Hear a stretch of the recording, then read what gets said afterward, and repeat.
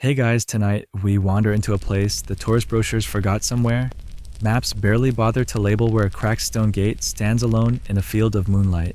You stand before it, the air cool and slow, your shadow stretched absurdly long on the dusty path. Somewhere beyond this crumbling archway lies what remains of a Mughal garden once ordered by an empress, and there's a chance you'll miss this story entirely if you're already drifting. That's fine, these gardens have been patient for centuries. They can wait another night for you. So before you start to feel relaxed and drift off to sleep, take a moment to like the video and subscribe, but only if you genuinely enjoy what I do here. And if you don't mind, tell me in the comments where you're watching from and what time it is. Take a moment to lower the lights, perhaps let a gentle fan whisper in the background, and slowly sink into tonight's calm together. The arch rises above you, moonlight clinging to its weather-worn carvings. You can still make out delicate vines etched into the sandstone, their leaves curling upward toward vanished blossoms. A fragment of inlay glints faintly, slivers of lapis and mother of pearl stubborn against the centuries. Your hand brushes the surface. It's cooler than you expect, almost like the stone is still holding a faint trace of river breeze. Somewhere, an owl gives a low, unhurried call, as though reminding you to step softly here. Beyond the gate stretches a long, uneven avenue, lined with the ghosts of cypress trees. Some remain standing, stunted stoop their silhouettes like ink strokes against the horizon. Others have given up, entirely replaced by low shrubs and ankle-high weeds. The gravel path has melted into dirt, pocked with moonlit puddles from a rain that no one alive here can remember falling. You step forward, feeling the way the air changes. It's not just cooler, it carries that faint, mineral scent you notice when old masonry has been soaking up the night. Insects sing in the grass, their steady rhythm oddly reassuring. You can almost hear the echo of another kind of sound here, silk, hems swishing across stone-soft laughter in the distance, the trickle of water over carved channels. Historians still argue whether this garden belonged to one empress alone, or passed through the hands of several royal women, each leaving her own signature in the layout. The records are contradictory, part poetry, part inventory, part gossip. A faint breeze stirs the dust around your shoes, and you notice fragments of tile underfoot, blue, turquoise, white, once part of the intricate patterns that framed the garden's paths. You crouch to pick one up, turning it in the moonlight. For a moment you imagine it, freshly laid, still damp from the artisan's hand. The empress herself strolling past later that afternoon to inspect it. Maybe she noticed a flaw, maybe she didn't care. Maybe she preferred imperfection. It made the place feel more alive. A quirkier thought drifts in. There's an old local tale that says the gate itself is a guardian of sorts, keeping out anyone with a hurried heart. The idea is charming, but tonight you realize it might be true. Your pulse slows here without you trying. You take another step, and the hum of the night feels closer, almost wrapping around you. To your left, a stretch of low wall hides the view beyond. You trace its length with your fingertips, and at a break in the stone you glimpse the silver shimmer of what might once have been a reflecting pool. The surface is dry now, littered with wind-blown petals from some unseen flowering tree. You wonder whether it bloomed here by accident, or is the stubborn last descendant of the Empress's gardener's planting. At the far end of the path, the moonlight pools in the shape of a courtyard. You can just make out the faint geometry of its design, 4 squares divided by 2 narrow channels. The Persian charbagh style, they called it a vision of paradise mapped into stone and water. Even in its faded state, you feel the careful thought in its proportions. It's easy to picture it alive again, channels glinting with running waterbeds, bright with marigold and rose, and somewhere in the shadows, the Empress watching unseen, listening to the way the water's song blends with the wind through the trees. You pause standing at the heart of this ghost garden and tilt your head back. The night sky here is impossibly wide, the stars not just scattered but spilling. The air smells faintly of crushed grass and something older dust mixed with sweetness, like a memory of flowers you've never actually met. Somewhere deep in the darkness, a jackal calls, the sound long and low, stretching over the walls, like it belongs here as much as the stones do. Your mind drifts not just into history, but into the private world this place once held.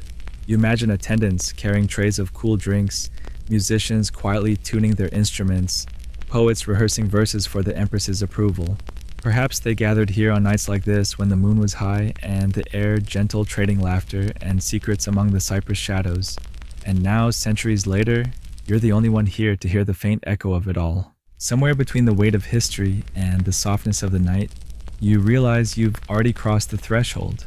The garden is no longer just ruins, it's a quiet breathing space again, if only in your imagination. And under this moon, with the air moving slowly around you, that's more than enough. You follow the old path deeper, your steps soft on the dirt, as it threads between low, uneven terraces. The moonlight glances off broken edges of marble here and there, like scraps of a forgotten mosaic. Ahead, the ground dips slightly, and you catch the whisper of water, a surprise given how dry the garden seemed from the gate. The sound is faint, almost shy, as though it's been keeping itself secret for centuries. You come upon a sunken basin, half choked with reeds and pale lilies that have somehow claimed it as their own. In its center, a cracked stone fountain still stands. The bowl is empty except for a scatter of rainwater reflecting your face in a fractured shimmer. You lean closer and see that the fountain's stem is carved with winding vines and curling blossoms. A few petals have been chipped away entirely, but the craft is still there, stubborn in its beauty. Historians still argue whether this fountain was purely ornamental or fed by a clever underground aqueduct from the nearby river. The engineering of the Mughal period could manage either, but records are scarce, partly because no one thought to preserve the everyday blueprints of garden life. A quirkier note drifts into your thoughts.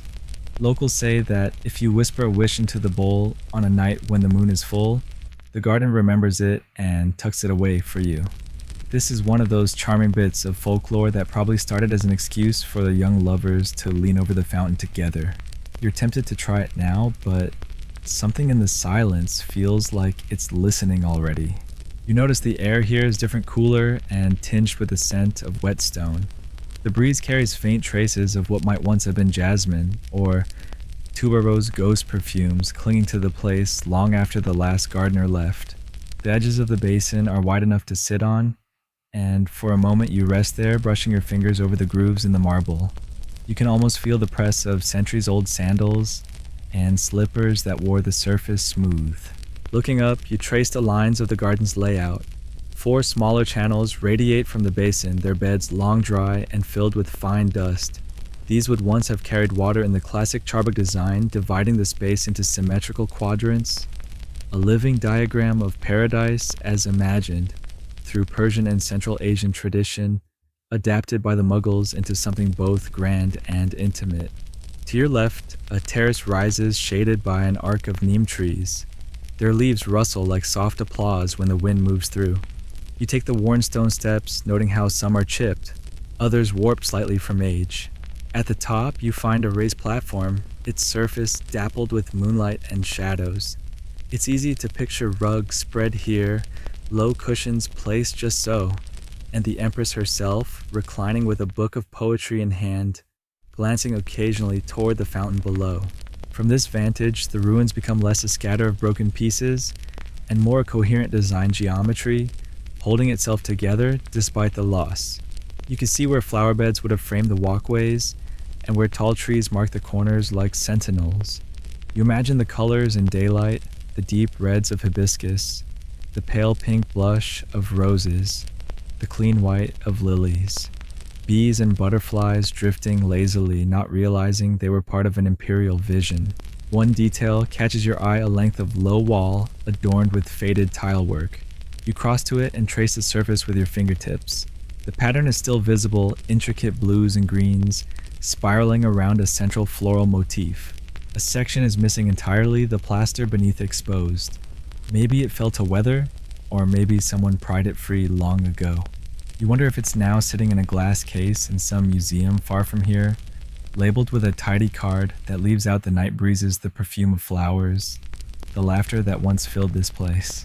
Below the terrace, a narrow archway leads to what appears to be a small alcove. You duck inside the air, immediately cooler and smelling faintly of earth. The walls here are plain, except for a single carving of a lotus in full bloom. You recall reading that lotuses held symbolic weight for the Mughals, not just beauty, but purity rising from muddy waters. Historians still debate whether this motif was chosen by the Empress herself or added later in her honor. Either way, it's a quiet mark of intention in a space now claimed mostly by silence. Stepping back out into the open, you notice how the moonlight has shifted, casting the fountain in a pale halo. It's almost theatrical. as if the night is trying to remind you that this right here was once the centerpiece, the place where guests might have gathered first to be impressed. You imagine the sound of water spilling down tiered basins, the glint of brass lanterns hanging from tree branches, the warm murmur of conversation carrying into the dark. You let your gaze drift upward again. The stars here are bright enough to feel close, and for a moment you wonder if the Empress ever stood on this terrace, on a night just like this, looking at this very same sky. Maybe she found comfort in its constancy, or maybe she simply liked the way moonlight made her garden shimmer. Either way, the thought makes the air feel strangely shared, as though time has folded a little around you. You descend the terrace slowly back toward the fountain, your steps blending into the quiet rhythm of the place.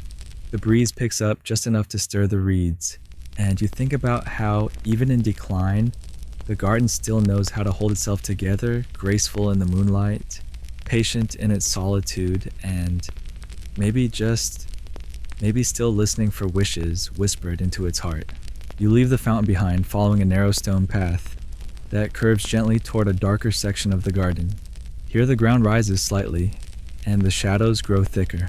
You can hear the low rustle of leaves ahead before you even see the trees, ancient cypresses, their trunks thick and gnarled, leaning inward as if to guard something hidden at their center. When you step between them, the moonlight reveals a marble platform raised just above the earth. It's not large, perhaps the size of a modern living room, but the craftsmanship is still visible even through the moss creeping up its sides. At each corner, a squat pillar supports nothing. Now though you can imagine some delicate pavilion roof once sheltering this space, the air smells faintly of sandalwood, though it's likely just your imagination playing tricks. Historians still argue whether this area was a small meeting place or a private retreat for the Empress to meditate away from the main promenades. One curious detail draws you closer. Along the edge of the platform runs an inlaid pattern, a geometric border of black and white marble tiles, many still intact. It's hypnotic when you trace it with your eyes, the way the shapes seem to step endlessly into themselves. You wonder if it was designed this way to pull the mind inward, a visual nudge toward contemplation. A more playful local tale says that at certain festivals, this platform became a miniature stage where musicians and poets performed for a small audience, seated cross-legged on cushions. There's even an old folk song that supposedly originated here, something about roses and monsoon rains, though the exact melody is lost. A pity you imagine how it might have sounded under the cypresses, the notes drifting upward into the branches. Kneeling, you brush away a few fallen leaves and notice a faint groove worn into one corner of the marble. It's just wide enough to have held the leg of a small table.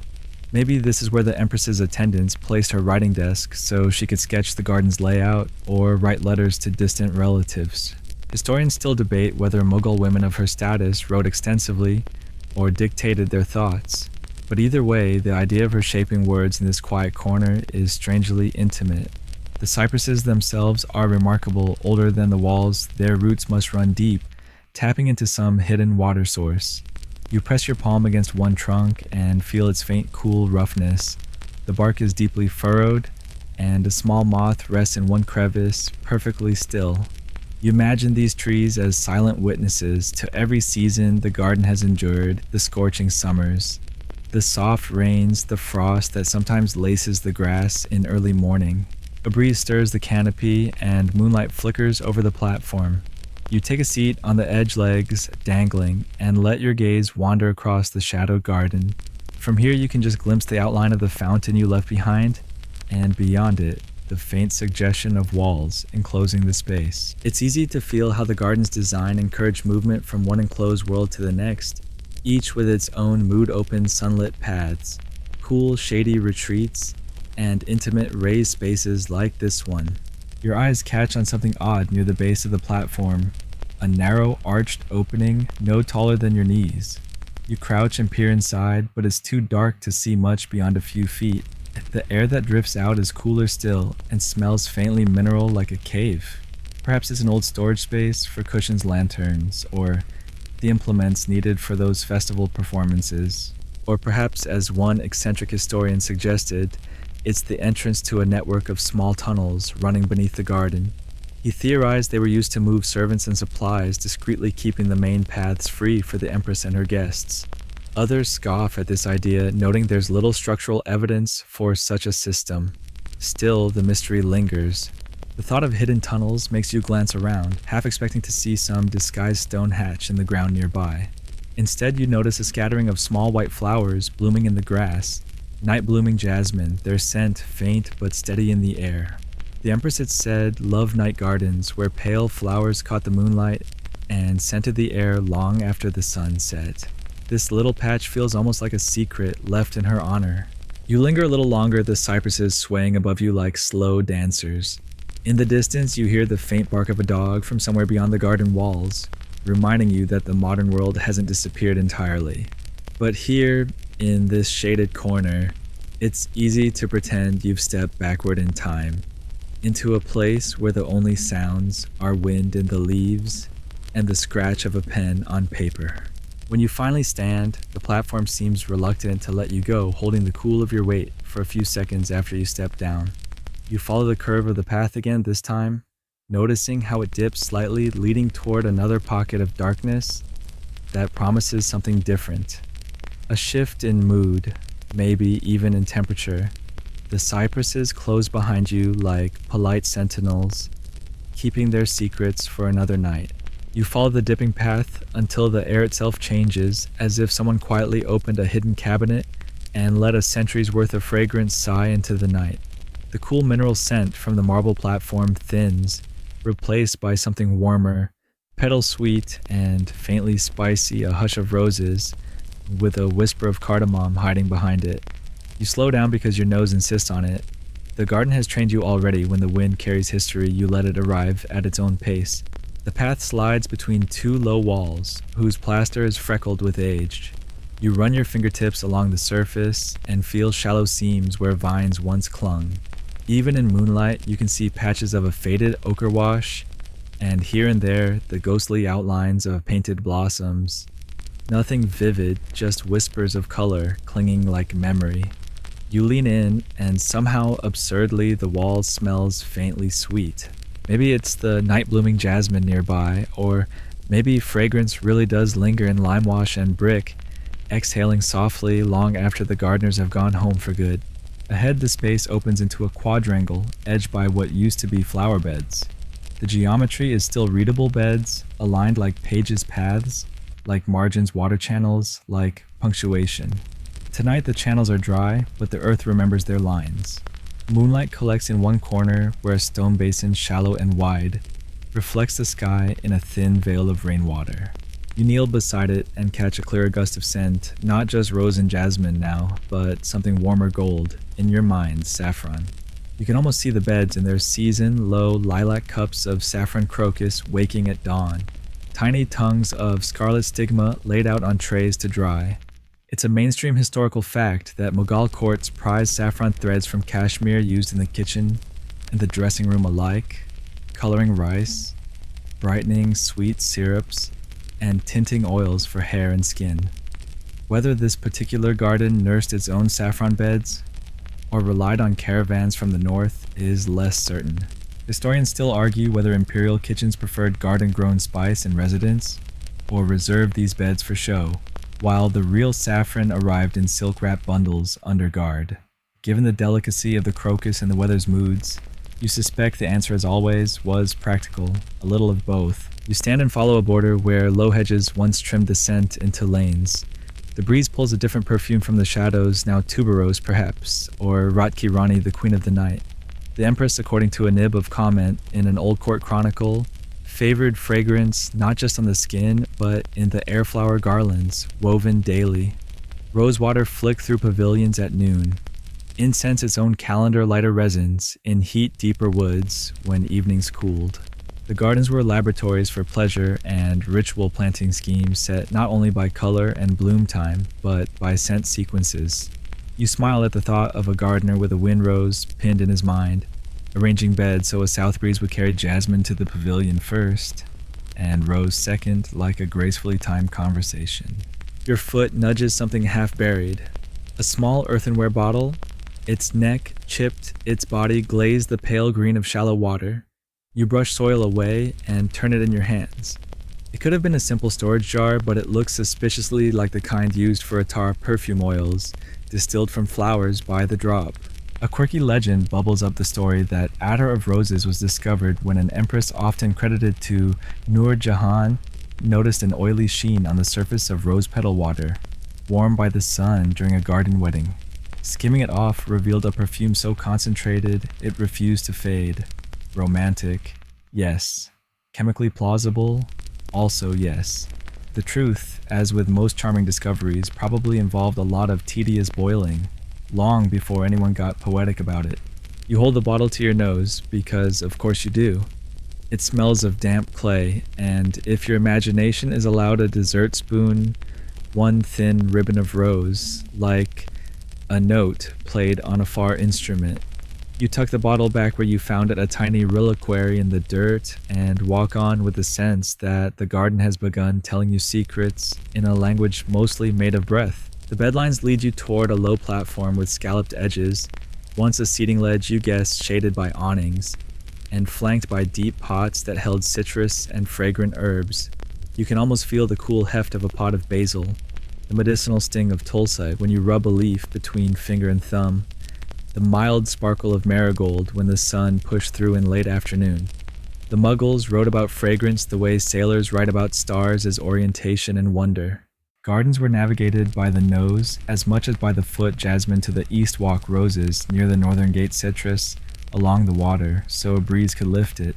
You imagine attendants stepping through at dawn with wicker trays, rose petals sorted from thorns, jasmine buds picked before they yawn, open saffron stigmas like exclamation marks on white cloth. Some petals would be strewn in fountains on festival days. It's not unreasonable to think that on certain evenings, water itself was perfumed rose water poured into basins so that when the wind ruffled the surface, it carried sweetness through the colonnades. You can't help your first small joke somewhere. A head gardener is scolding a junior, not too much rose water in the fountain, or the fish will lodge a scented complaint. A low wall to your right bears a faint inscription, its calligraphy weathered to soft waves. You trace it and catch a sweeter draft swirling out of the shadow bed beside it. You crouch and find the culprits, night-blooming jasmine, clustering like little stars. You inhale lightly because these blossoms know no moderation. They crowd you with their velvet insistence. You step back and the scent thins to a perfect ribbon, and you recognize the trick of this entire square approach: retreat. Repeat until your mind learns the difference between abundance and enough. You picture the Empresses women moving here in the evening anklets, a hush on stone hair pinned with bud clusters, their paths crossing and uncrossing like perfume lines. A dome of light silk might have been pitched over that scalloped platform to make a makeshift salon, recitations knitting the soft politics of family, where to plant new citrus, whom to invite for the festival, how to coax a cranky pomegranate back into fruiting.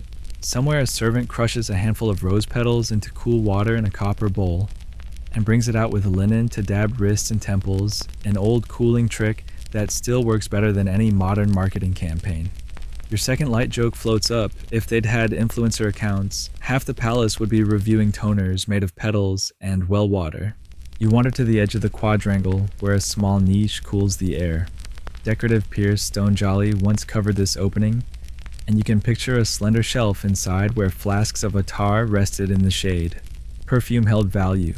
It was counted among dowry items and diplomatic gift, measured and guarded the way costly dyes or fine paper were. The women who guided these gardens chose fragrance like punctuation rose. For exclaiming joy, sandalwood for steady notes. Saffron for the golden underscore that joined feast to faith. You pause at a corner where a crumbled pillar leans like a tired courtier. Here the scent shifts again, softer, greener. Mint, coriander. You kneel and find volunteer herbs muscling through the cracked path. Even neglected the place keeps seasoning itself. You imagine a cook stepping out at dusk to pinch a handful of leaf for a sherbet, then slipping on dew-slick stone because the jasmine overdid it again. Your third gentle joke writes itself somewhere in the palace. Accident rolls under causes of fall. A clerk has entered, enthusiastic perfume. As you stand, the breeze turns and brings everything together. The rose, the jasmine, the saffron, the leaf green hush. It's almost too much. And then it's perfectly right. And you understand why the walls still smell like a memory. The garden was designed to lay scent down in layers until the masonry became a kind of archive. What water forgot plaster kept. A last thought lingers as you leave the square, the old debate about intention. Historians still argue whether night blooming beds were a formal feature of imperial gardens, or an improvisation by clever head gardeners and royal women who preferred an evening air. The paperwork rarely says because paper cannot smell. The stone hints the wind testifies the flowers answer when asked properly, which is to say slowly. You take the path onward, carrying a little of the perfume with you in your hair and your sleeves. Ahead, the moon brightens the outline of another space, something with a long edge of shadow, and the whisper of steps you haven't taken yet. The fragrance recedes but doesn't vanish. It lingers on your skin like a promise that the next corner will reveal water again, or voices, or both. The next corner bends like a question mark, and you follow it curious until the dark hints of stone turn into a silvered line of water ahead. The air changes first cooler, more deliberate, then the sound reaches you, not a rush, not a splash, but a slow, clear trickle that feels like someone dropping time into a bowl. You step closer and the moon hands you the answer. A long, narrow canal edged with pale marble, the water in it so still you can see the stars float without distortion. At the far end, a low cascade murmurs, its lip carved with geometric vines. The water here is a quiet thread, not for irrigation, but for reflection, one of the Mughal signatures in garden design. It's a mainstream historical fact that they inherited the Persian idea of the charbagh four-part gardens, divided by water channels, and then embroidered it with their own love of symmetry and mirrored skies. Standing here, the idea is less abstract and more like a feeling you can lean your weight on. Order makes space for beauty. The stone beneath your feet is faintly damp. The breeze carries a mineral scent, the kind that rises from old fountains even when they're nearly dry. You imagine in another century, attendants bending to float rose petals on the surface so the moonlight could catch them each petal, a tiny lantern drifting down the water's slow spine. A quirky footnote you once read about pops into mind. One empress supposedly had small silver fish released into her ornamental canals, not to eat or display, but because she liked the way their movements made the moon ripple.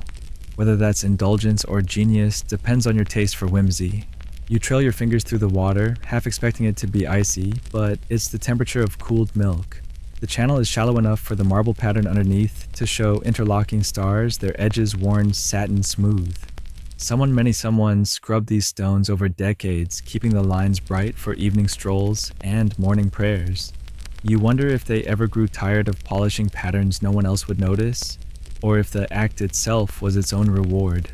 Historians still argue whether Mughal water features were primarily religious symbols, cooling systems, or aesthetic indulgences.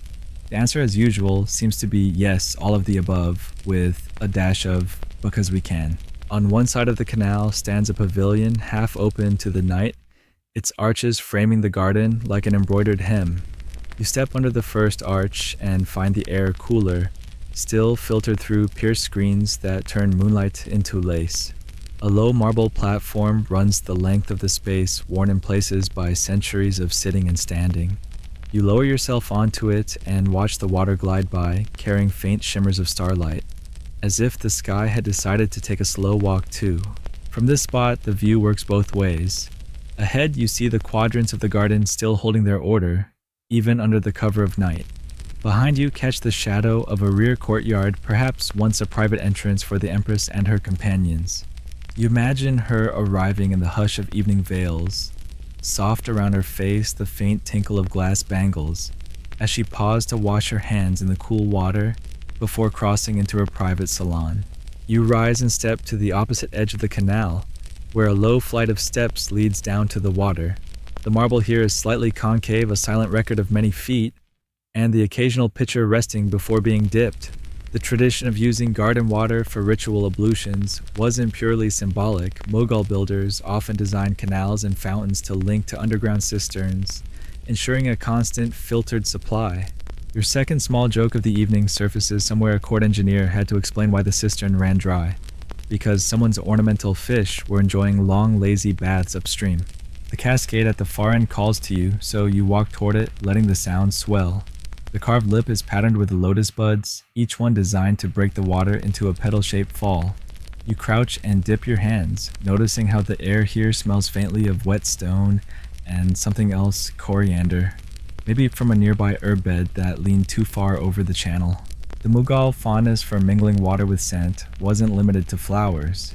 Spices too made their way into floating sachets or submerged bundles, perfuming the surface just enough to surprise the passerby. At the base of the cascade, a stone bench curves like a half moon. You sit listening and catch the echo of something just beyond the wall frogs maybe, or night birds.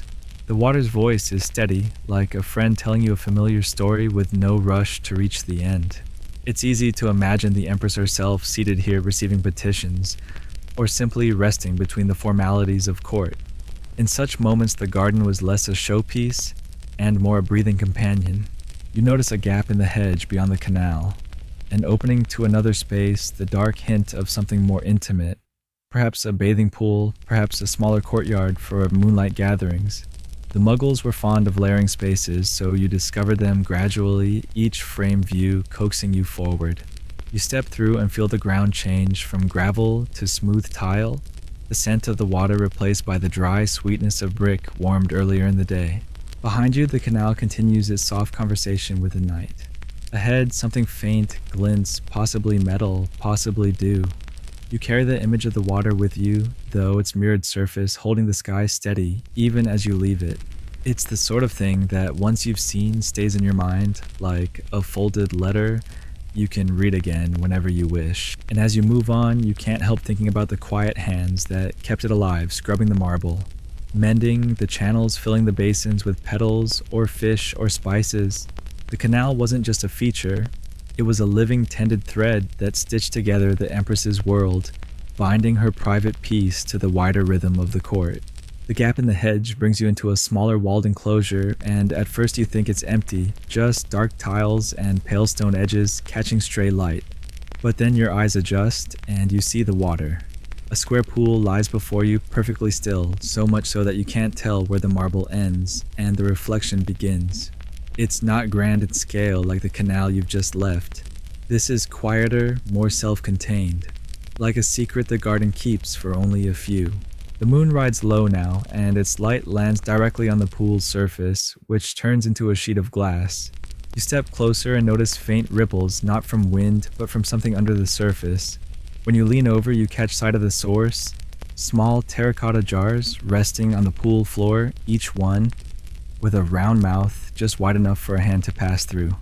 The jars are arranged in a pattern almost like a submerged mosaic. One of the mainstream facts about Mughal courtyard pools is that they weren't always purely decorative. Sometimes they doubled as cooling systems. Water in the jars could be drawn up to sprinkle the surrounding tiles, dropping the temperature on hot days. Your mind slips to the quirky territory. There's an old story about an empress's attendants floating thin discs of ice on these pools during particularly sweltering evenings, brought from high-altitude ice houses in the mountains. Whether that's entirely plausible is another matter. Historians still argue whether those stories were practical logistics or just a courtier's creative bragging rights. You kneel and trail a finger through the water, breaking the moon's reflection into fragments. The air here is scented more strongly than outside, and you realize why along the wall, raised stone planters are filled with night-blooming jasmine. Their pale blossoms glow faintly, releasing a perfume so sweet, you half expect it to crystallize in the air. The pool captures their image, doubling their number in the reflection, until you're surrounded by flowers, both real and imagined. Near the far wall, you spot a narrow platform just above the waterline. Cushions long since faded and flattened still cling to it, arranged in a semicircle. You picture the Empress and her closest confidants gathered here on warm nights, feet trailing in the water, whispering stories that would never make the official court record. It's the intimacy of the scene that slows your steps. You're intruding on a memory so fragile, it feels like it might dissolve if you move too quickly. You sink onto one of the marble edges, feeling its coolness seep through your clothes. The surface is worn smooth, the corners rounded, not by design, but by years of people leaning, turning, rising again. Above you, a pierced screen allows in threads of moonlight that stripe the floor, each band shifting gently as the night moves. It's a visual reminder that even here, hidden, protected time keeps passing. Your second light joke of the evening forms as you imagine someone knocking a jar into the pool, mid-conversation followed by an undignified scramble to fish it out, while trying not to drench their silks. The Mughals may have been masters of symmetry, but even symmetry has to contend with clumsiness. From where you sit, the soundscape is muted. The water is too still to speak, so what you hear instead are the softer noises. A faint rustle of leaves, the occasional chirp of something winged, the whisper of fabric if you shift your weight. The absence of rushing water makes this place feel suspended, like it's holding its breath. You rise and wander to the corner where the wall meets the pool's edge. A low stone spout protrudes here dry now, but carved in the form of a stylized lion's head. In its time, it may have poured water scented with rose or sandalwood, each drop spreading fragrance across the surface. The Mughals loved layering sensory experiences, sight, scent, touch, so that no single detail ever stood alone. A narrow passageway opens beyond this corner, and you take it walking between high plain walls that give nothing away. The floor slopes gently, and soon the faint sound of water returns. Not the measured murmur of the canal, but a softer gurgle. The passage ends at another small pool, this one shaded by overhanging pomegranate branches, heavy with fruit. Some hang so low you could pluck them from where you stand, and you imagine an empress doing just that, dropping seeds into the water to watch the ripples carry their reflections outward. It's easy to see why she might linger here. This space feels private in a way the larger gardens never could. The scale is human, the details close enough to touch. You can imagine bare feet on these tiles, anklets chiming softly, the air warm but bearable thanks to the water's cool breath. In such a place, the distance between ruler and person collapses, and the garden becomes less about display and more about simple comfort.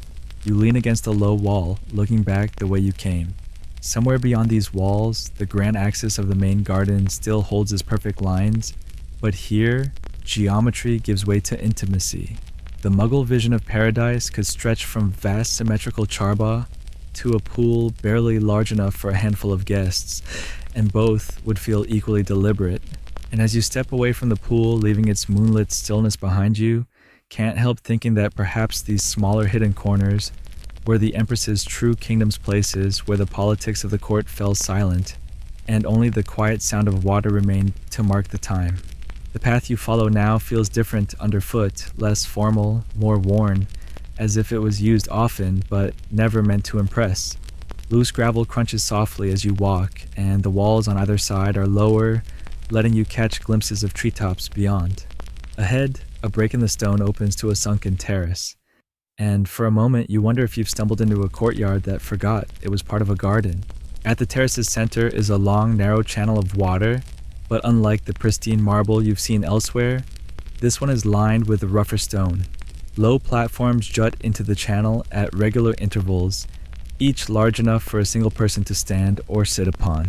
Here's where Mughal women, empresses, and ladies of the court would gather to water delicate plants by hand. One mainstream fact about these smaller garden areas is that they often doubled as experimental plots, where rare species brought from far-off regions could be observed before planting them in more public spaces. You can picture it easily, women in flowing muslin, bending slightly to lower copper watering vessels into the channel, then tipping them gently over rows of tender seedlings. The fringe detail you didn't expect comes from a story that somewhere in these gardens, a small collection of plants from the distant Malabar coast once thrived so foreign to northern India that they required near constant attention. The ladies, it said, gave them nicknames and kept informal logs of their growth. Whether those logs were genuine records or just social excuses to meet daily is another matter. Historians still argue whether such gatherings were driven by horticulture or simply a desire to escape the confines of the zanana. You run a hand along the edge of the channel, feeling how uneven it is. Centuries have rounded the sharper corners, and moss clings in the dampest spots. The water itself is surprisingly clear, fed by a small aqueduct that disappears under the terrace. From time to time, a leaf floats by, spinning lazily, before catching against one of the platforms. Along the terrace's edges are shallow beds, now home to stubborn wildflowers. You can imagine them once crowded with orderly rows of herbs, mint, coriander, perhaps even saffron crocuses in their short-lived bloom. The mingled scents must have been intoxicating in the warmer months. You pause to picture the Empress overseeing this work, perhaps offering a word here or there, not as an authoritarian ruler, but as a host making sure her guests had what they needed.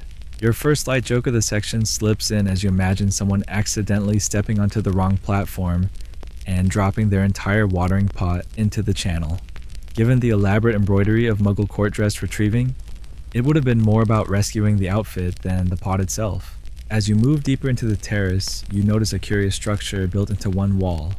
A tall, narrow alcove, tiled with deep blue. At its base is a stone basin currently dry. This you realize was a niche fountain designed to let water trickle from a small spout into the basin below, both for sound and for watering nearby plants, without lugging heavy vessels. The blue tiles shimmer faintly even in this dim light, and you imagine how they must have glowed when wet, the color deepening into something close to midnight. You take a seat on one of the platforms, letting your feet dangle just above the water. The air here is different, cooler, and carrying the faint, earthy tang of wet stone. Overhead, vines trail from the terrace walls, their tendrils swaying gently. Somewhere nearby, a nightbird calls the sound, bouncing softly off the stone before fading into the trees. It's easy to see this as more than just a functional space. In its quiet way, it's a theater of small rituals. Drawing water, tending plants, sharing news in low voices. Every action here is deliberate but unhurried, bound by the pace of growth itself. Can't rush a seed to sprout, no matter your title. You lean forward to trace the edge of one mossy stone and notice faint carvings worn nearly smooth. They're not floral or geometric patterns, but small, shallow shapes, perhaps initials or simple symbols. They feel personal, like something scratched absent-mindedly while waiting for someone. The terrace exits through a narrow opening between two planters, and as you step through the ground, rises slightly. Soon you find yourself looking back over the sunken space. Its geometry clear now, a rectangle of green and water, designed to feel enclosed without being oppressive. You can imagine it filled with a murmur of conversation, the light glinting off copper vessels, the quiet pride of watching something you planted push new leaves toward the sun. As you walk away, you carry with you the sense that here gardening wasn't just about ornament or yield. It was about the comfort of tending to something living a private joy, as enduring as the walls that still guard it. The path narrows again, drawing you forward like a thread through cloth. The air grows warmer and you catch the faint shimmer of heat over pale stone ahead. Then, almost abruptly, the world opens and you're standing at the edge of a Mughal charba, the four-part garden that mirrored paradise itself. But this one, you notice immediately, has been altered for evening gatherings. Low marble benches line the water channels, their surfaces worn smooth from centuries of use. The central pool gleams faintly, catching the last hints of daylight. Around it, lantern stands rise at precise intervals, each designed to hold clay oil lamps that would, when lit, paint the garden in a warm, flickering glow. You can imagine the Empress here at dusk, hosting guests as the air cooled the scent of night-blooming jasmine, wrapping the space in perfume. Historically, charbas symbolized the Islamic vision of paradise, with 4 water channels representing rivers of milk, honey wine, and water. But the quirk here is that this particular layout, so scholars say, was tweaked to allow for both day and night use, slightly shallower channels to reflect lamplight more vividly without drowning the glow. Historians still argue whether this innovation came from an empress's personal request or from a particularly imaginative court architect. You drift toward the benches, picturing the scene, small groups of guests reclined on cushions, sipping sherbet from silver cups while listening to poetry. Somewhere in the shadows, musicians would tune their sitars, the notes mingling with the distant splash of fountains. Your first joke of the section arrives in the form of a mental image, a guest leaning back a little too far and suddenly discovering that the reflecting pool is far colder than they expected. The sound of muffled surprise, you decide, would have been quickly drowned out by polite laughter. The water itself is impossibly clear, reflecting not just the surrounding architecture, but the deepening indigo of the sky. You crouch to touch it, and the coolness lingers on your fingertips. Around the edges of the pool, carved marble lotus flowers hold tiny reservoirs, perhaps once for floating candles, or petals scattered by handmaids. The effect you suspect would have been otherworldly at night petals, drifting on water, each one cupping a flame. A low hum of cicadas begins steady and hypnotic. Overhead, the first bats flit between the trees, their wings catching the lamplight as they dart after insects. The mingling of life plant human animal feels deliberate, as though the garden was always meant to be a living performance. The four paths leading out from the central pool are each flanked by different plantings, one shaded by fruit trees, another by fragrant herbs, a third by tall flowering shrubs, and the last by trellised vines. You follow the herb-lined path, brushing your fingers lightly against the leaves. Mint releases its sharp sweetness, and basil offers a deeper, almost peppery note.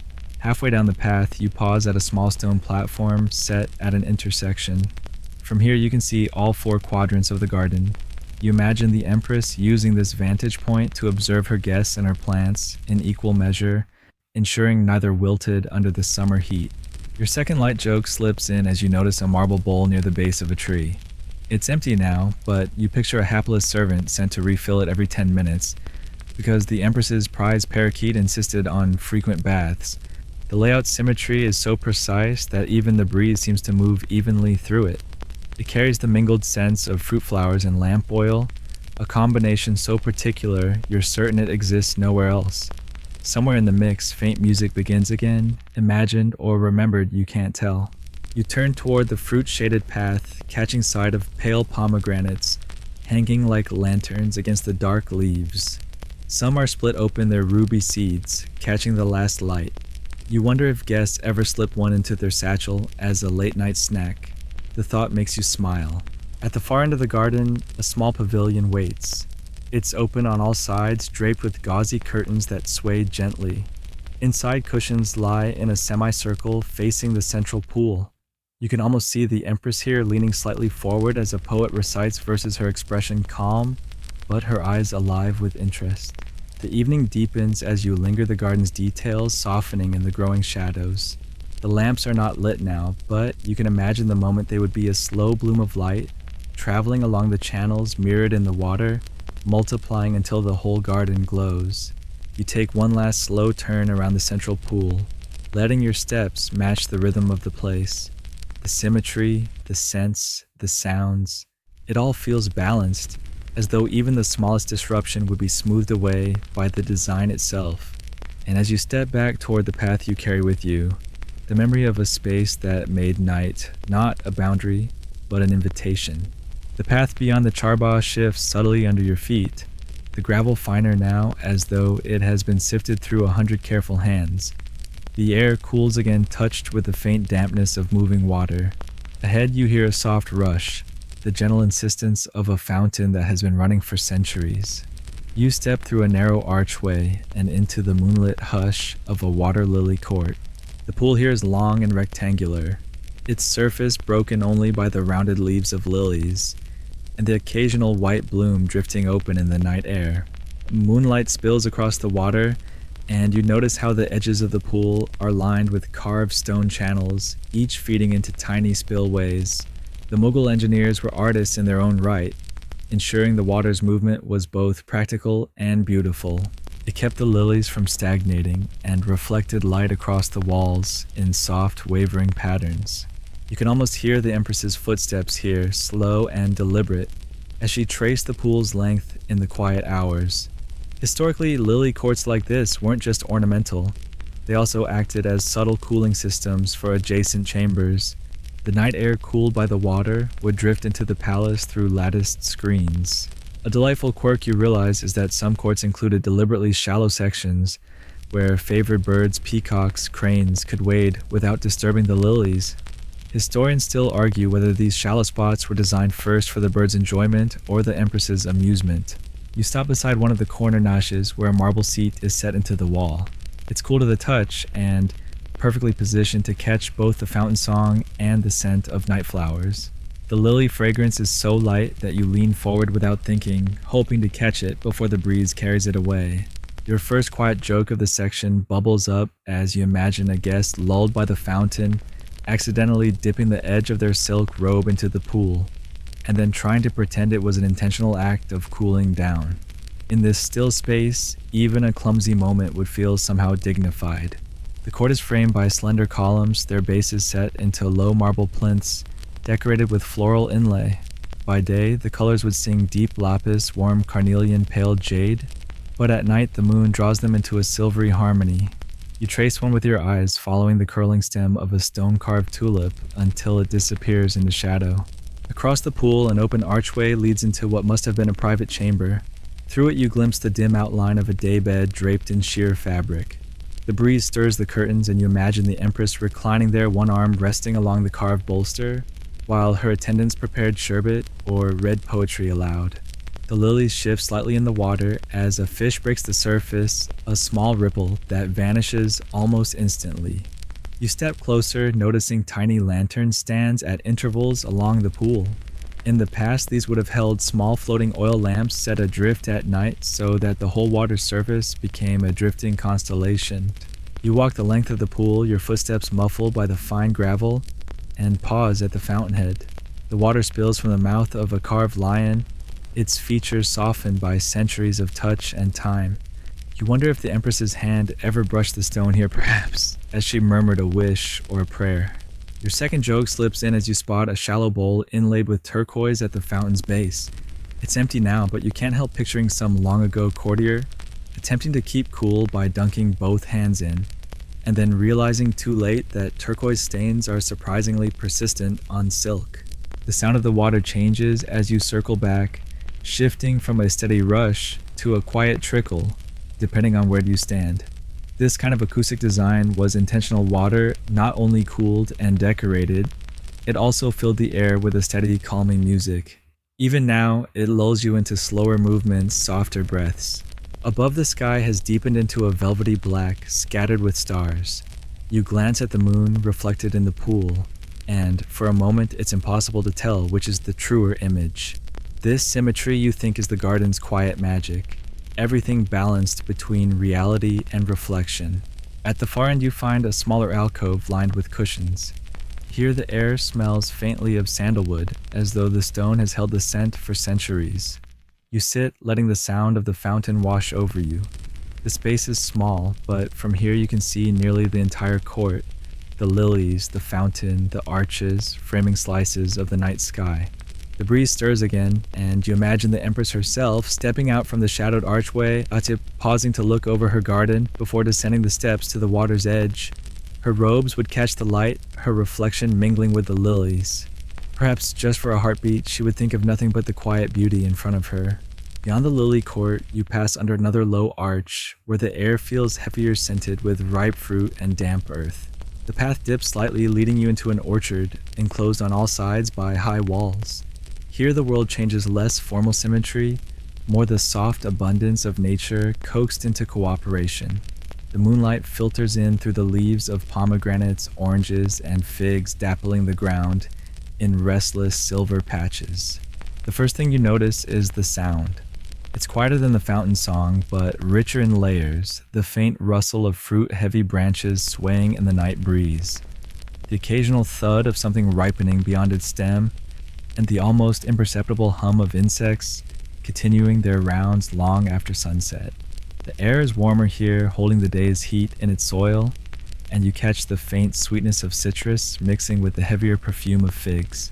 Historically, Mughal palace orchards were not merely sources of fresh fruit, they were powerful symbols of prosperity, self-sufficiency, and even divine favor.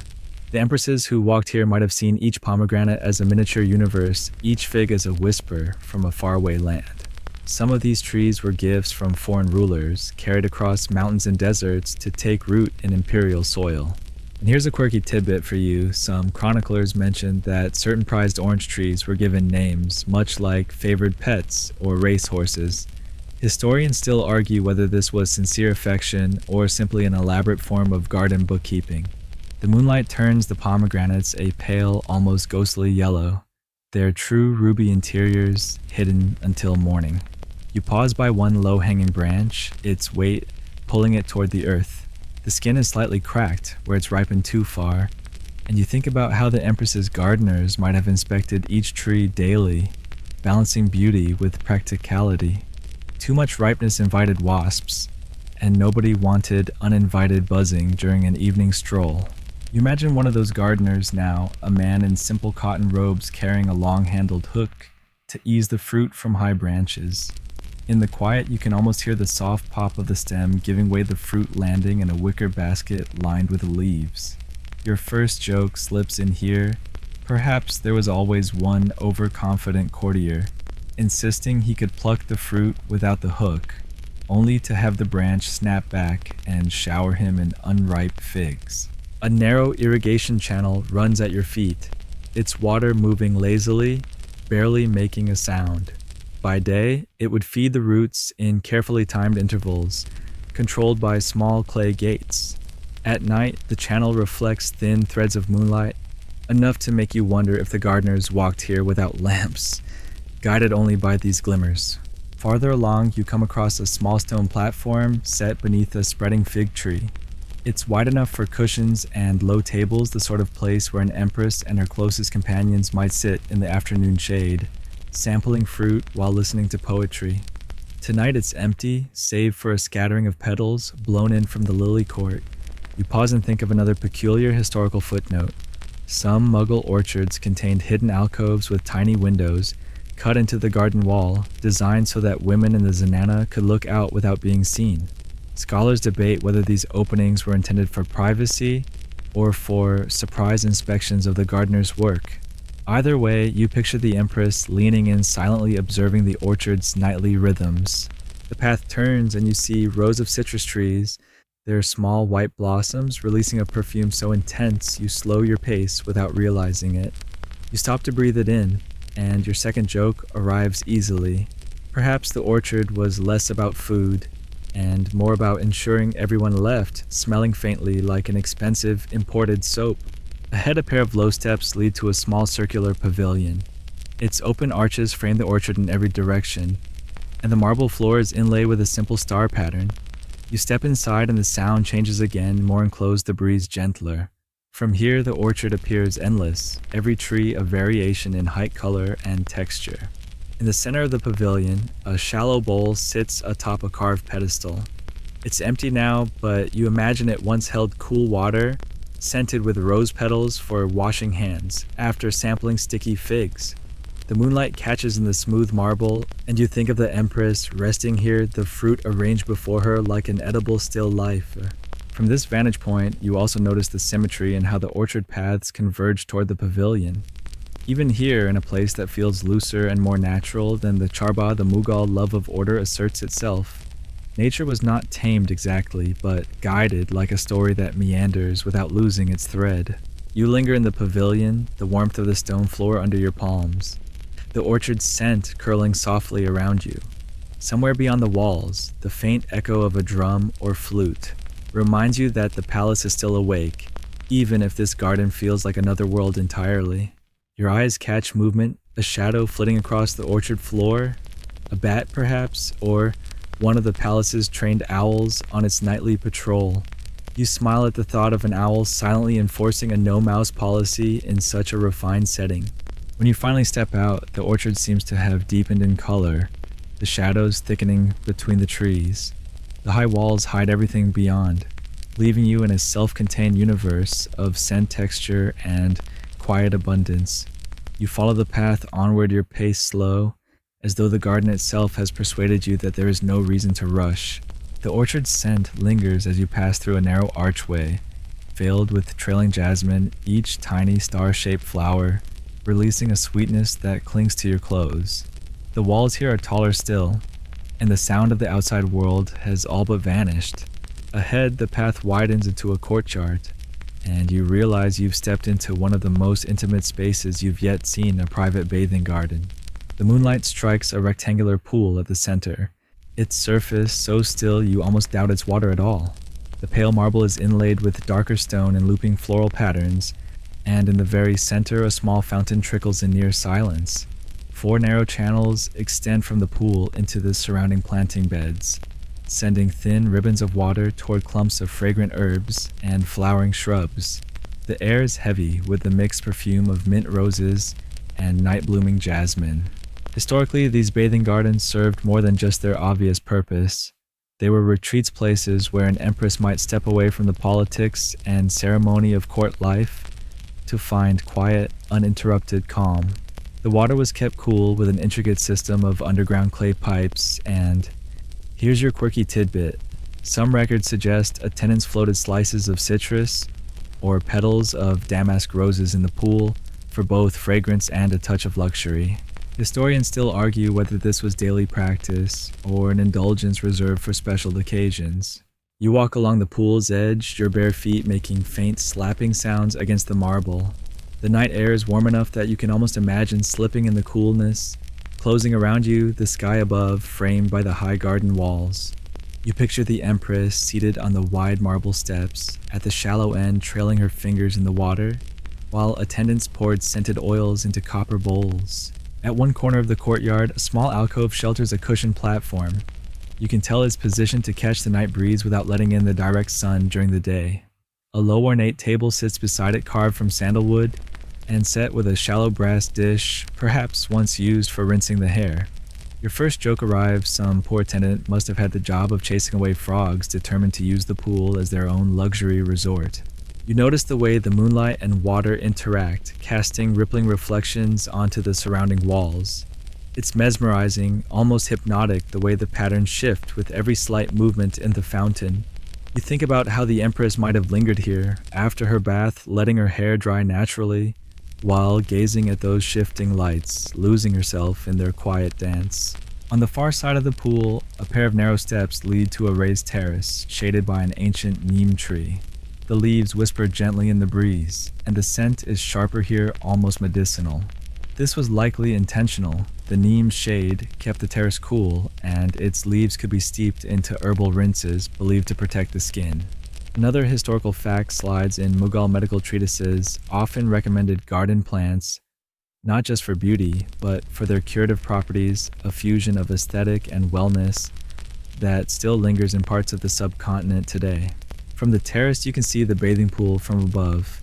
The channels radiating outward look like veins carrying the lifeblood of the garden into every corner. Even in this private space, water remained the central design element, a constant reminder of its preciousness in a land where summers could be harsh and dry. You imagine an evening scene, lanterns placed in niches along the walls, their flames reflecting on the water. Soft music from somewhere just beyond the gate. The empress surrounded by her most trusted attendants, laughter echoing softly between the stone walls. And here's your second joke.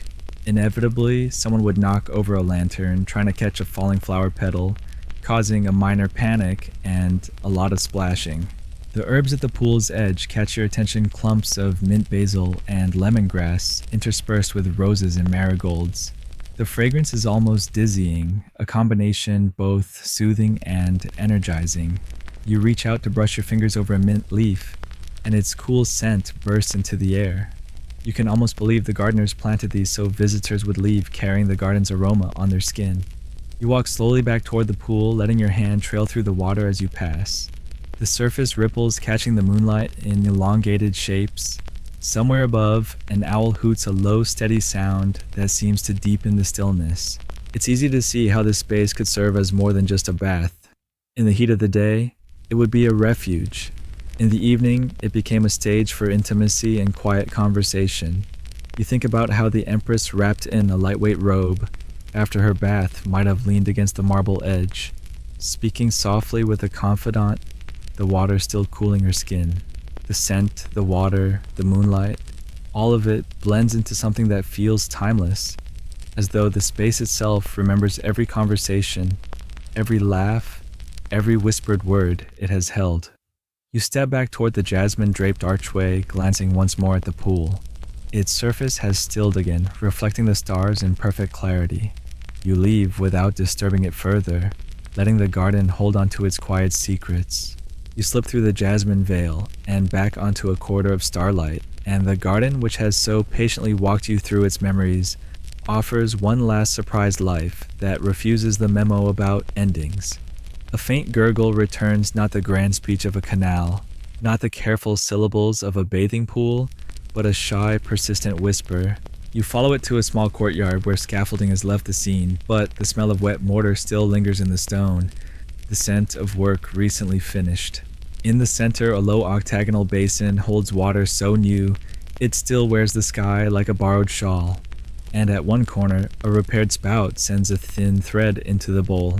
The face is no longer a lion, only a plain mouth cut in stone, but the sound is familiar, a promise that outlasts styles. Even in the moonlight, you can read the joins where masons have reset the paving. A few slabs are brighter than their neighbors, and the old ones keep their scuffs, as if age and youth have agreed to share the floor. Around the basin, beds have been cleared and replanted.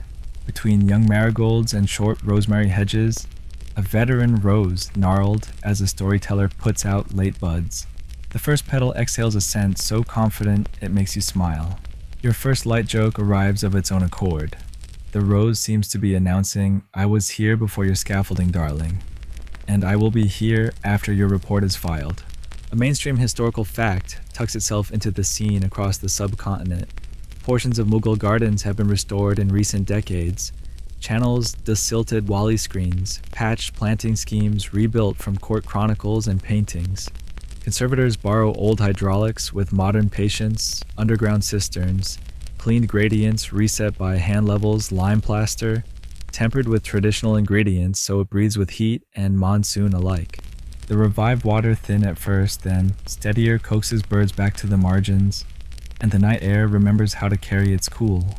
You move along the path and find what looks like an accidental border bright with survivors. Night-scented stock has colonized a seam, and a volunteer basil plant stands like a citizen who didn't get the evacuation order. Farther in, a young neem spreads spare shade over an old bench. Someone has tied a ribbon low on the trunk, a gardener's note to avoid the roots with a pickaxe. The human handwriting of care is everywhere, if you know how to read it twine that is green instead of plastic. Mulch made of leaf and straw, a small terracotta ola, half buried among the roses sweating water into the soil, the way a steady friend sweats worry from your brow in July. Quirky tidbit you catch on the edge of a bed, a crescent of crushed limes, evidence of the old trick of rubbing citrus along fresh lime wash to deepen the sheen and discourage mildew. Whether it works because of chemistry or because the walls like to be fed, the memory of fruit is a debate you will happily leave to walls and chemists. You just like that the recipe still lives in wrists and muscle memory passed from one mason to another with a nod. Beyond the restored basin, a narrow side court holds a lineup of clay pots cuttings stationed like cadets. The labels written in a tidy hand are clipped to the rims with small wooden pegs. Gulab rose, Mogra jasmine, Bella. Arabian jasmine, Chandni, Chestrum nocturnum. You recognize the family names you've been smelling all night, and you recognize too the strategy propagate from what survives, then tuck the new growth into old diagrams. Light and water consulted like elders. You imagine a morning here, a head gardener in cotton and rubber soles explaining to a visiting school group how a charba drinks, how the channels carry not only water but rhythm, how pruning is an act of tenderness, not war. Your second light joke floats up when you picture a child asking if the fish also need names on pegs, and the gardener, without missing a beat, announcing, "This is Mr. Ripple's PhD." Historians still argue whether these restorations recapture the original botanical palette or merely the mood. Paintings show tulips and irises that sulked in Indian summers. Chronicles praise beds that may have been seasonal guests rather than permanent residents. Are we returning species to their first addresses?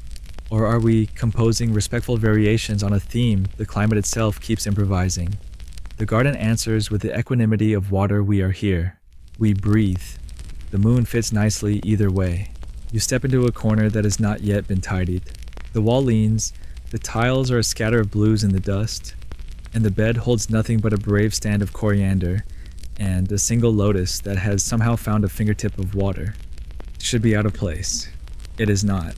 The blossom opens like a quiet yes, and you feel that odd, weightless gratitude for living things that don't wait for perfect circumstances to begin. It's a reminder tucked into petals, decline is only one chapter. Persistence is the strange sequel gardens keep writing without permission. From somewhere behind the wall, a small pump hums modern discreet, a background consonant joining the old vowels of trickle and breeze. You don't resent it, it's part of the pact. Human hands brought water here before, they bring it again, and they will stop when rain remembers its job. Along the path, lanterns on low posts sleep like folded moths. In festival season, someone will wake them, but tonight the moon is enough. You circle back toward the octagon. In the basin's rim, a shallow notch collects a meniscus of light. A moth skims it, misled and forgiven. A gecko kisses the wall with its small sticky hands, then pauses to watch you as if you are the evening's educational exhibit. Your third light joke arrives when the gecko seems to nod at the repaired spout, like a building inspector clocking overtime. Good gradient, you imagine it riding with its tail. Recommend more mosquitoes. It would be easy to call this the end, the gentle conclusion where repaired stone meets new leaf and agrees to keep house, but the true finish is softer you listen, and the garden tells you not in words, but in arrangements that its point was never perfection. It was always hospitality, watershade, scent, a place to sit, and the company of things that grow. The Empresses understood that. The gardeners kept the habit. The restorers with their clipboards and lime wash have signed on to the same covenant. You feel it in your shoulders, the ease that arrives when a space knows how to take care of people without making a speech about it. So you linger. You count 3 small constellations, one above, one below, and one made by the lit bud of a rose that forgot to close. You breathe in a measure of mint and a measure of night. The path to the gate knows you'll find it when you're ready. The garden is not a story to be finished. It is a sentence that pauses wherever you decide to rest your voice. Let the repaired spout whisper and the basin keep its small weather, while the rest of the garden settles into an even, generous quiet. Let the walls warm from the day and cool from the water release their long-held breath in slow, harmless drafts that barely move a curl of jasmine on its stem. You can set your steps down now, one by one, softer, slower, until the path beneath your feet is more suggestion than stone, the way a memory is more suggestion than fact, and kinder for it. Think of a single leaf the way it rocks after nothing touches it because the air has its own light music. Think of the ribbon of water making its rounds without hurry, as if time were a circle drawn by a patient hand. Think of the small lives that have shared this night, the moth that misread a reflection and was forgiven the gecko that wrote its quiet report, the rose that decided not to close. Their business is finished. Yours can be. If there are sounds, they arrive as friendly fragments, the smallest clink as a drop meets stone. The distant answer of an owl, the breath of a tree finding its place in a gentler wind, the scents mellow loosening into something easy, mint less sharp, jasmine more cotton soft stone, returning to its ordinary honorable mineral. The sky above the walls keeps as luminous dark, and the pool returns every star it can carry without effort. Let your eyes drift the way petals drift to the edge and a little further, and then let them rest. Let your hands forget the shape of the day. Let your breath find the garden's pace in and out like the most considerate of fountains, never hurrying, you never scolding. The gate will see you out in the morning. Tonight you're welcome where you already are. Close the book without a click. Close your eyes without a word. The water will keep watch, and the flowers will keep your place. Good night, sweet dreams.